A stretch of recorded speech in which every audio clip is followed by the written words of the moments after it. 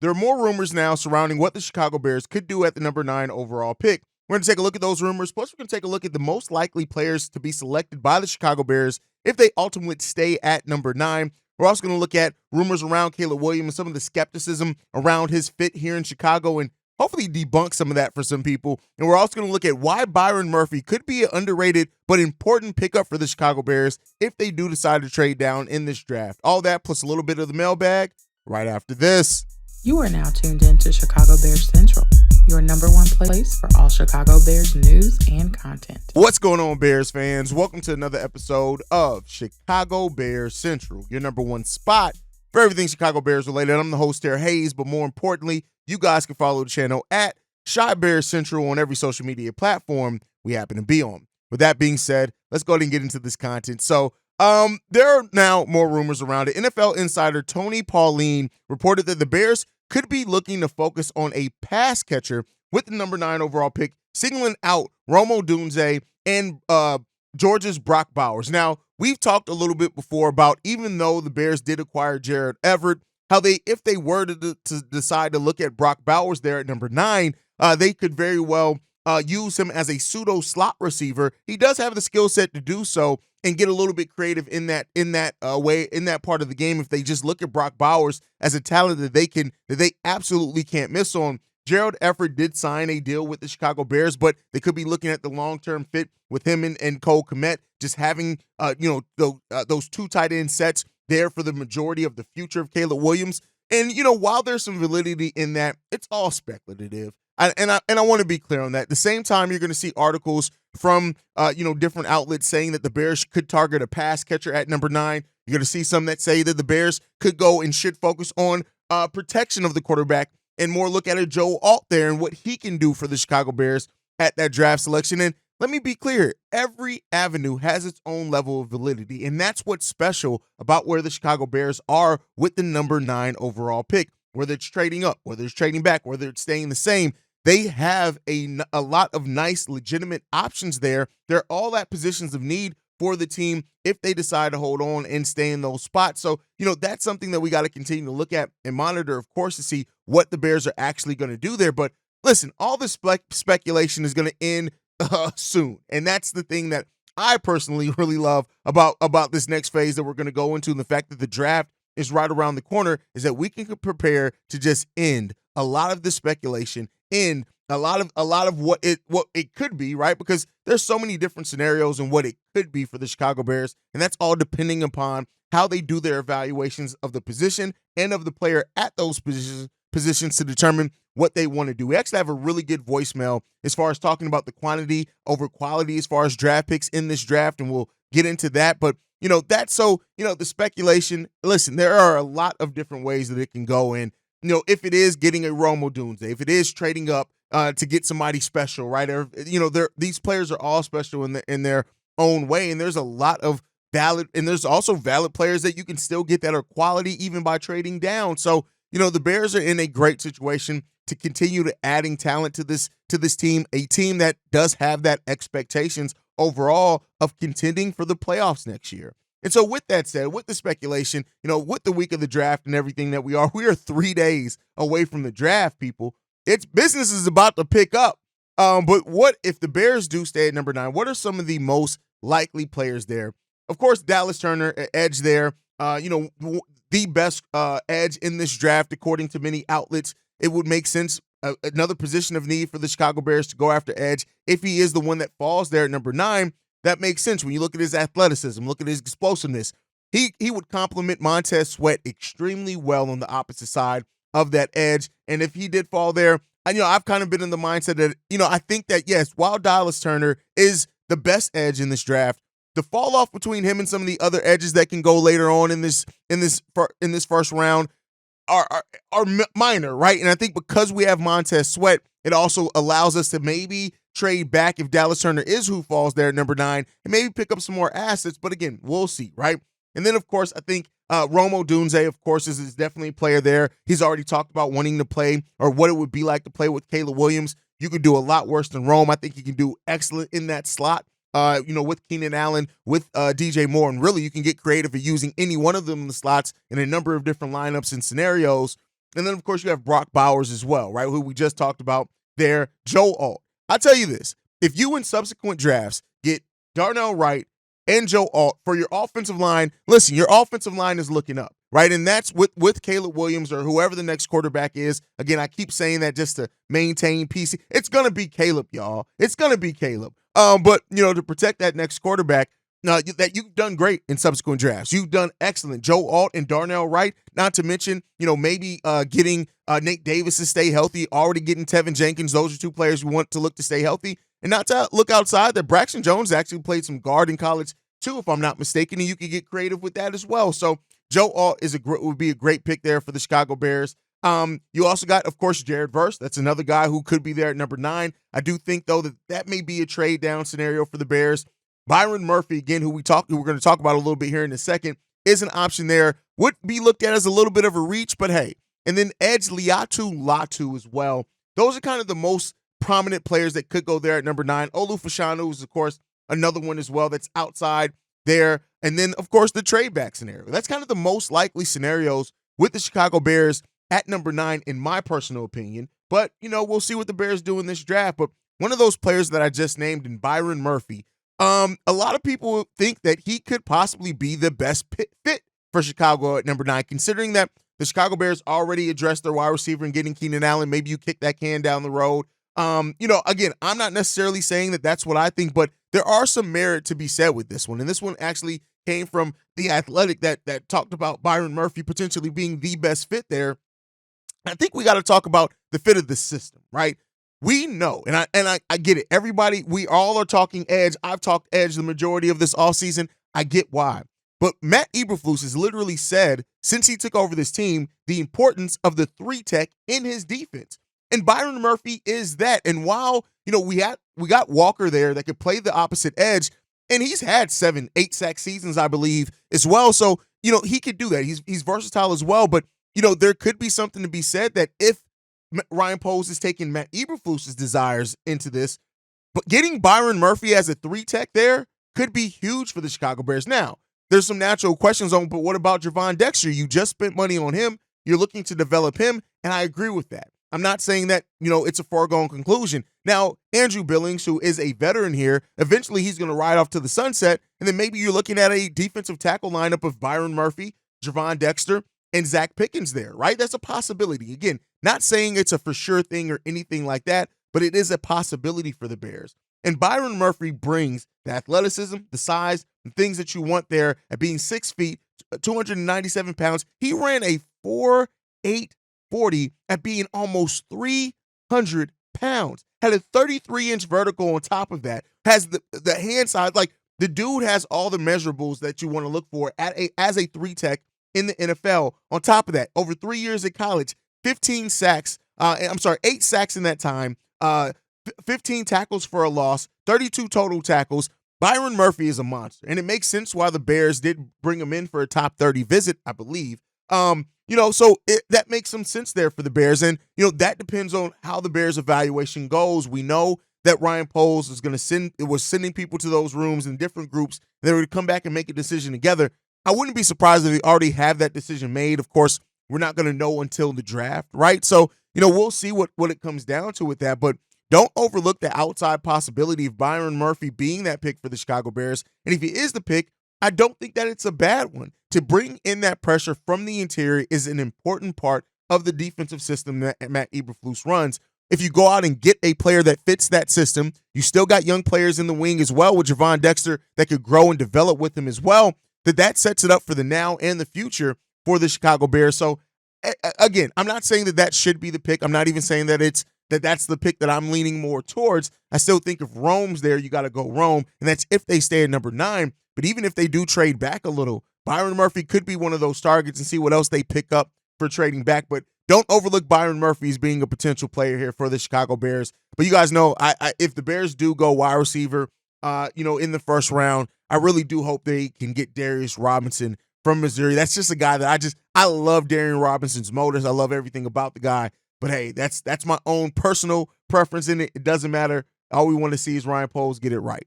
All right, with that said, we do have another reporting from The Athletic, and they talked about some of the skepticism around Caleb Williams being drafted to Chicago, right? In that, saying this, if guys don't have like a CJ Stroud type start and they don't have the right people, right system, right person talking to them every day, composed demeanor, etc., it can really ruin a young quarterback. Now, that's from a coach with our athletic. And, so the questions around, we know that the Chicago Bears have never developed a quarterback, a true star quarterback, right? You look at Jay Cutler, he's our franchise leader in passing, right? And we know what that was. And the Bears have the third worst from only behind Houston and Tampa Bay. And CJ Stroud may very well, with his career, fix that and leapfrog it. The history and the stories of the Chicago Bears and the failings at quarterback, we know. You can write a book on it. Fairy tales have been written. Horror stories have probably been written about it. And the expectations that come with trying to get to immediately succeed in Chicago, right? There is that. And you're going to have Bears fans that are wrong, let me say that do look at it if that Caleb Williams doesn't have a CJ Stroud type season right away. They're going to try to look at it and view it as a bust.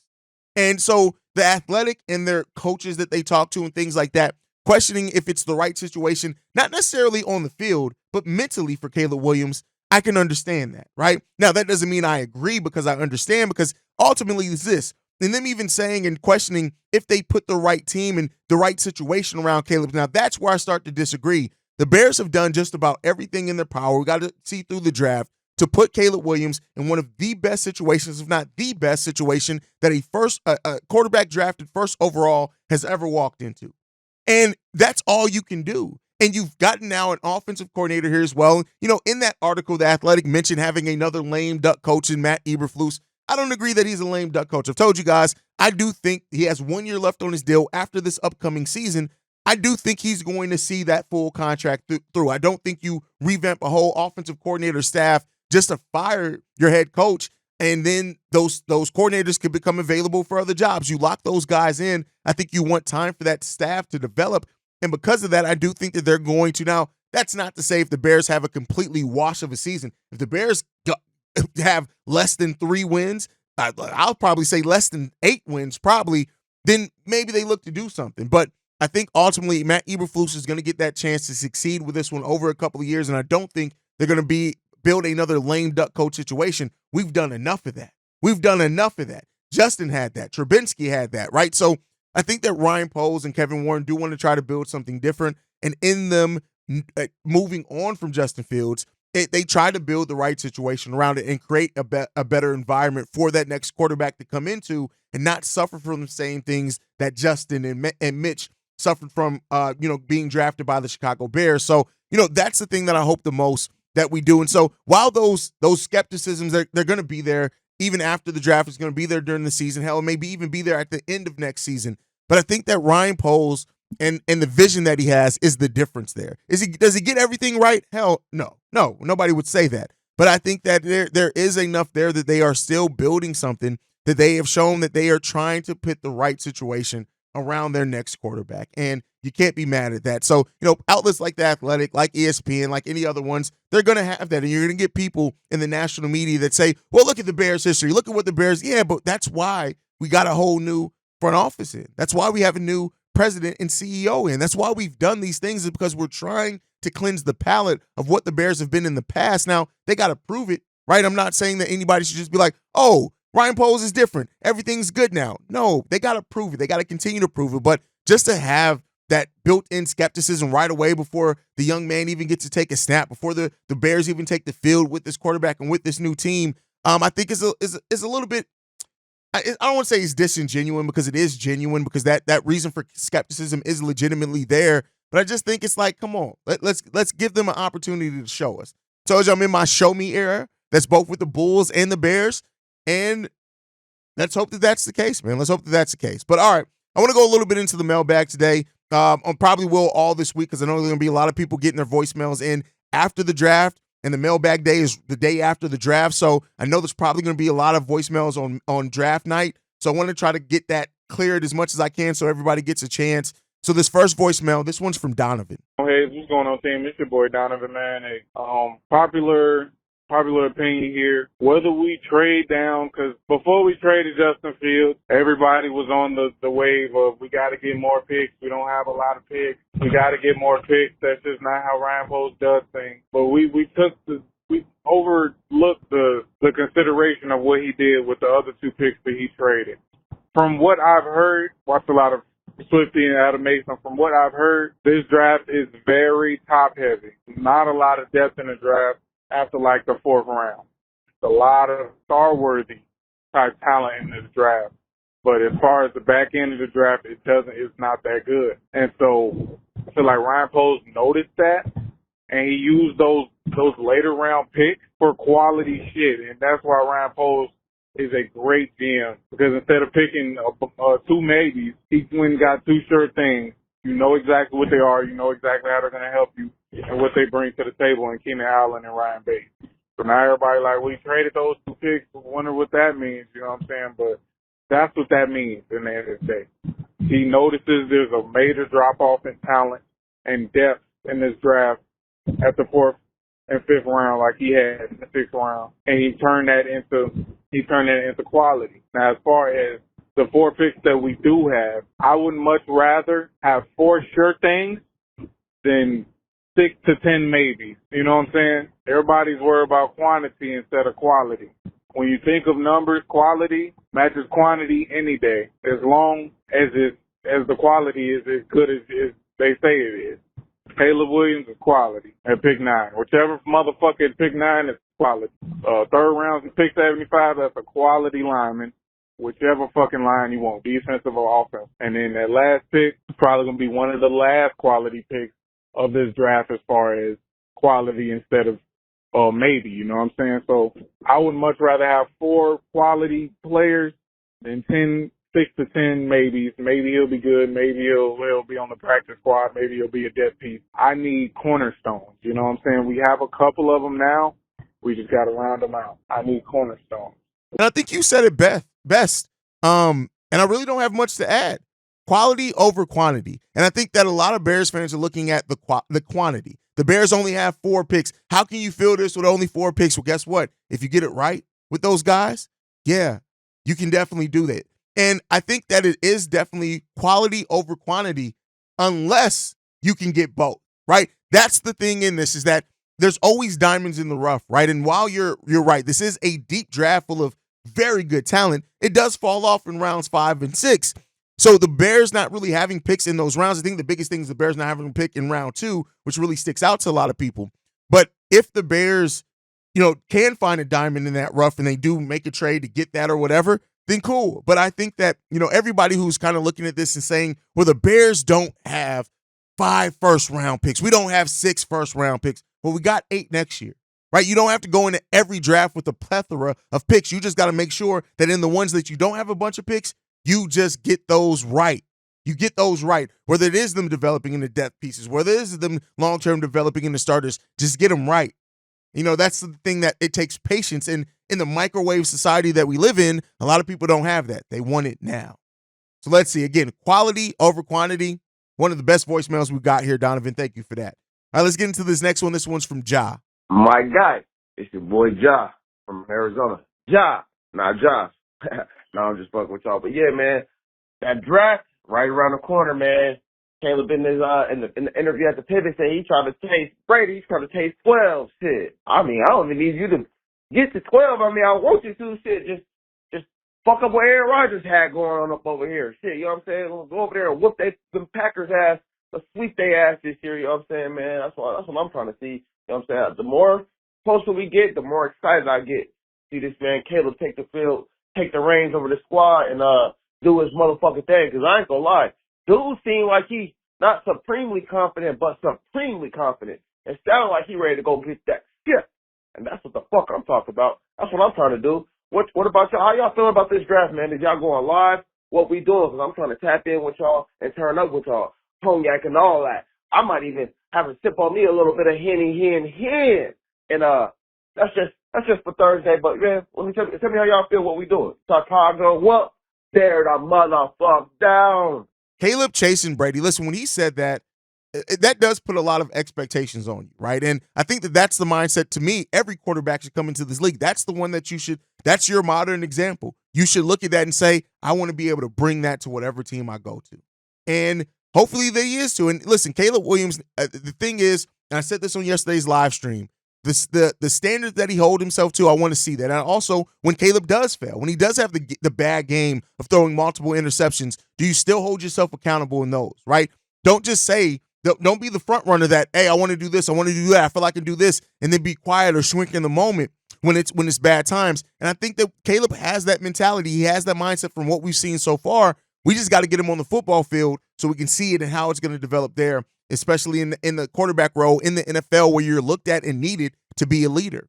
And let's see what he's going to do. I'm excited as well, Ja. To answer your question, we will be live for the draft. We'll be live on all days of the draft, so make sure you guys stay tuned in for that. It's going to be fun. That's all I can say. It's going to be fun. And stay locked in right here with us at Chicago Bears Central.